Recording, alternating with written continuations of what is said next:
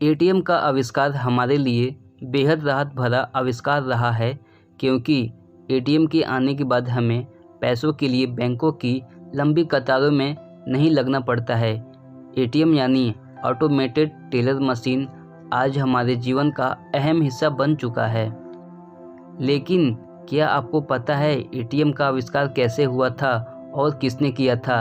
आइए आज आपको बताते हैं एटीएम के आविष्कार से जुड़ी कुछ अहम जानकारियाँ जिनके बारे में आपको ज़रूर जानना चाहिए।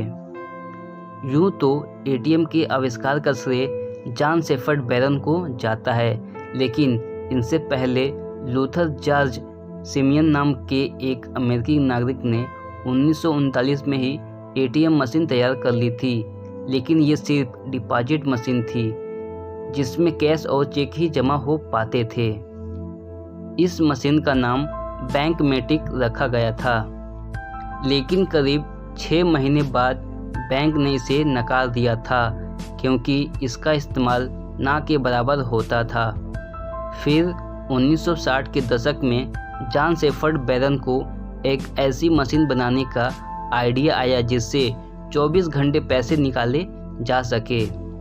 आपको शायद पता ना हो, लेकिन जॉन शेफर्ड बैरन भारतीय मूल के ही थे। इनका जन्म 23 जून 1925 को भारत में मेघालय के शिलोंग में हुआ था। जॉन शेफर्ड बैरन को एटीएम मशीन बनाने का विचार तब आया जब एक दिन इन्हें पैसे निकालने की आवश्यकता हुई और ये बैंक गए, लेकिन तब तक बैंक बंद हो चुका था। तब इन्होंने सोचा कि क्यों न ऐसी मशीन बनाई जाए जिसमें से किसी भी वक्त पैसा निकाले जा सके ताकि बैंक पर आधारित ना रहना पड़े। बस तभी से जॉन शेफर्ड बैरन एटीएम के निर्माण में लग गए और फिर आखिरकार इन्हें सफलता मिली। जॉन शेफर्ड बैरन द्वारा निर्मित दुनिया की पहली एटीएम मशीन 27 जून 1967 में लंदन में बार्कलेज बैंक की एक शाखा में लगाई गई थी। एटीएम के बारे में एक सवाल और है जिसके बारे में शायद आपने भी सोचा होगा कि एटीएम के पिन हमेशा 4 डिजिट के क्यों होते हैं। इसके पीछे भी एक दिलचस्प कहानी है। दरअसल पहले जॉन शेफर्ड बैरन ने 6 डिजिट वाले एटीएम पिन दिए थे, लेकिन इनकी पत्नी को 6 डिजिट वाले एटीएम पिन याद रखने में काफ़ी तकलीफ होती थी और इसी के मद्देनज़र इन्होंने एटीएम पिन को 4 डिजिट का कर दिया, जो अब तक चल रहा है।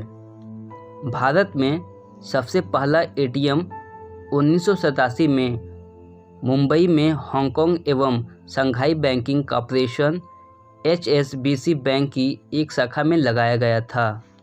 जॉन 84 साल की उम्र में इस दुनिया को अलविदा कह गए थे, लेकिन ये दुनिया को एक ऐसी मशीन दे गए जिसके लिए इन्हें कभी भूला नहीं जा सकता।